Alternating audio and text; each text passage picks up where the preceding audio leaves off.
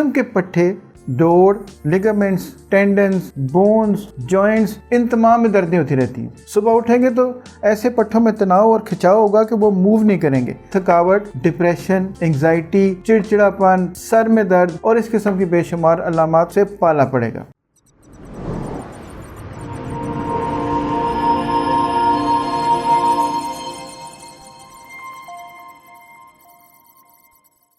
अस्सलाम जी, मेरा नाम है डॉक्टर शहजाद करीम भट्टी। मैं हूँ इंटरनेशनल पेन मैनेजमेंट स्पेशलिस्ट। मैं बतौर associate professor Mayo hospital, king Edward medical college Lahore और अल राजी हॉस्पिटल MM आलम लाहौर में अपने फ़राइज़ सर अंजाम दे रहा हूँ। आज हम बात करेंगे एक ऐसी चीज़ के बारे में जो हर घर में पाई जाती है और हर एक को हो सकती है, वो है माइल्जिया यानी पट्ठों में दर्दें। आज हम देखेंगे कि ये है क्या, इसकी अलामात क्या हैं, इसकी वजूहात क्या हो सकती हैं, इसकी तशख़ीस कैसे की जा सकती है, इसका इलाज कैसे करेंगे और एहतियात कैसे की जा सकती है। सबसे पहले देखते हैं कि ये है क्या। इसका मतलब ये हुआ कि जिस्म के पट्टे, जोड़, लिगामेंट्स, टेंडन्स, बोन्स, जॉइंट्स, इन तमाम में दर्दें होती रहती हैं।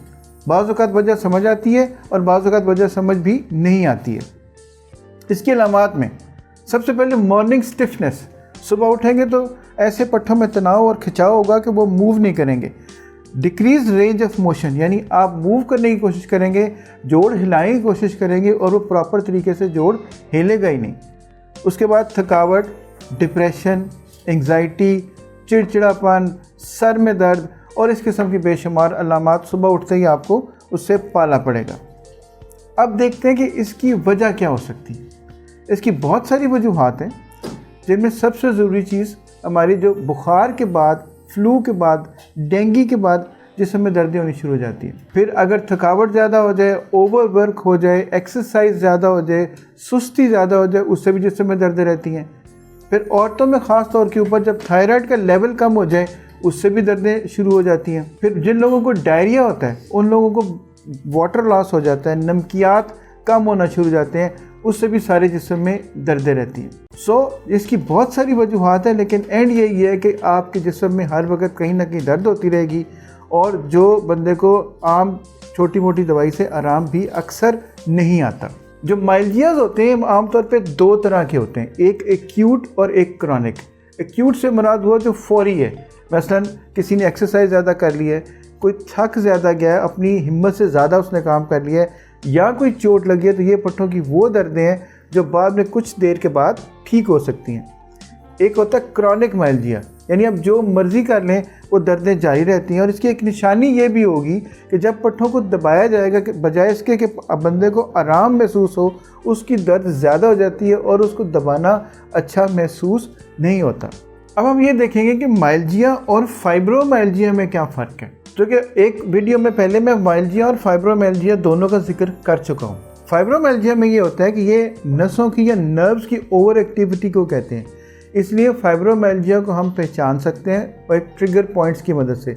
वो ट्रिगर पॉइंट से मुराद वो जगह है जहाँ से ये नर्व निकलती है और दर्दें भी वहीं से जनरेट होती हैं। हम उस ट्रिगर पॉइंट के ऊपर ओजोन के इंजेक्शन लगा सकते हैं या और ट्रीटमेंट्स कर सकते हैं, जिसकी वजह से ये दर्दें ठीक हो जाती हैं।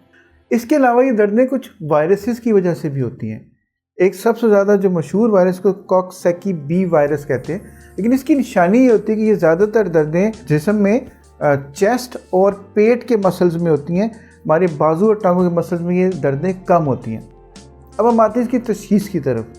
हैरत की बात यह है कि कोई मखसूस टेस्ट इसकी तशख़ीस के लिए नहीं है।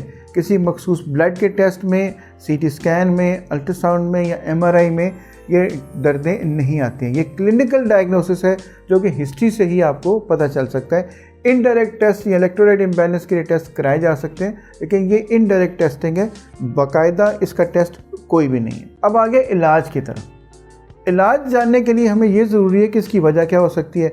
बस अगर बंदा प्रॉपर रेस्ट कर ले, उसकी डाइट प्रॉपर हो जाए, खाना टाइम पे खाए, कोई ऐसी फिज़ी ड्रिंक्स या जो फास्ट फूड है उसका इस्तेमाल कम करे, पानी का इस्तेमाल ज़्यादा रखें और बाज़ औक़ात हमें दर्द के लिए कुछ मखसूस दवाइयाँ जो आम घरों में भी दस्तियाब हैं या NSAIDs उनको कहते हैं, वो हमें देनी पड़ती हैं। फिर अगर कोई थायराइड का मसला है उसका इलाज किया जाए तो ये दर्दें बेहतर हो सकती हैं। इसके अलावा जो घर में हम काम कर सकते हैं, जैसे हॉट और कोल्ड मसाज है।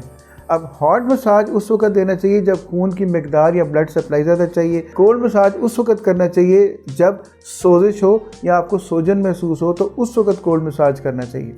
हम इसके अलावा अपने क्लिनिक में एक ओजोन थेरेपी से भी इसका इलाज करते हैं। वो 2 तरह से होता है। एक, अगर आपको किसी मखसूस जगह पे दर्द ज़्यादा, तो हम उस जगह के ऊपर स्किन में इंसुलिन की मदद से वहाँ पे जब ओजोन लगाते हैं, उससे ये होता है कि वो पट्टों का खिंचाव बेहतर होना शुरू हो जाता है, दर्द बेहतर होनी शुरू हो जाती है और ओवरऑल पेशेंट बेहतर फील करता है।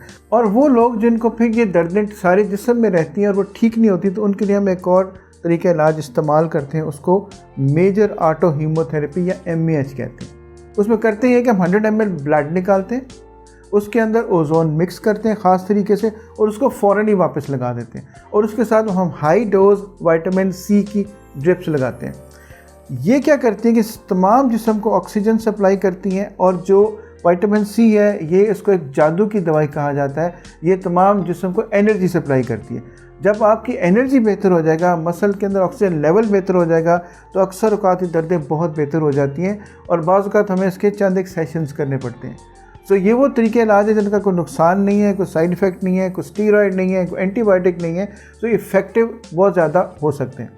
आखिर में एहतियात की तरफ, एहतियात के लिए ज़रूरी है कि आपकी डाइट प्रॉपर हो, आपका सोना प्रॉपर हो, थोड़ी सी एक्सरसाइज करें, और अगर आपको ये महसूस हो कि किसी ख़ास वक्त में किसी ख़ास खुराक से आपको ये प्रॉब्लम होती है, तो उसको अवॉइड किया जाए। सो ये वो चीज़ें हैं जो ठीक हो सकती हैं, बंदे की ज़िंदगी बेहतर हो सकती है और वो अपने काम काज बगैर किसी स्ट्रेस और टेंशन के कर सकता है। अगर आपको आज की वीडियो पसंद आई है तो आप इसको लाइक करें, कमेंट करें और शेयर करें, और हमारे चैनल को सब्सक्राइब करें और बेल आइकॉन को प्रेस करें ताकि आपको आने वाली वीडियोज़ के नोटिफिकेशंस टाइम पे मिल सकें।